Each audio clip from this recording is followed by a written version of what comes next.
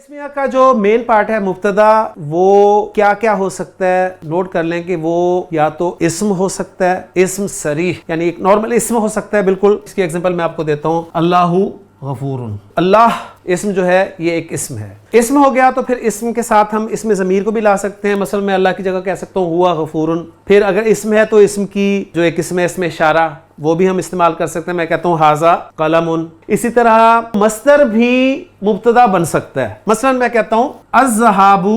अज़्ज़हाब जो है ये ज़हाबा यज़हबु का मस्दर है। अज़्ज़हाब या ज़हाब, अगर अलिफ लाम के बाहर रखूं तो ज़हाबुन और अलिफ लाम के साथ रखूं तो अज़्ज़हाबु। तो ये है मस्दर, ये काम का नाम है यानी जाना। अज़्ज़हाबु जाना, कहीं लिखा हो कि जाना मना है तो अरबी जुबान में कहा जाएगा अज़्ज़हाबु ममनूउन।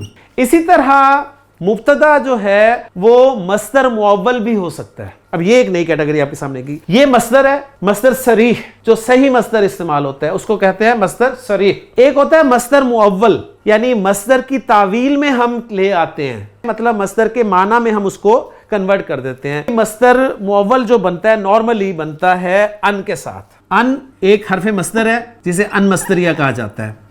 अन के साथ फेल माजी भी लग सकता है, फेल मुदारे भी लग सकता है, लेकिन ज्यादा फेल मुदारे इस्तेमाल होता है। मतलब मैं कहता हूं जी ज़हाबा यज़हबु, सीगा इस्तेमाल करता हूं अज़हबु। अन आपको पता है कि फेल मुजारे के साथ जब इस्तेमाल होता है तो ये फेल मुजारे को खफीफ कर देता है। आपने पढ़ा हुआ है फेल मुजारे के तग़य्युरात में। अज़हबु नॉर्मल फेल मुजारे है, लेकिन जब अन लगता है फेल मुजारे के साथ तो अज़हबु जो है ये क्या हो जाता है अज़हबा। तो अन अज़हबा इसके माना होंगे कि मैं जाऊं, यानी मेरा जाना ममनू है। अन अज़हबा ममनूउन। तो मुब्तदा के आने की यही सूरतें हो सकती।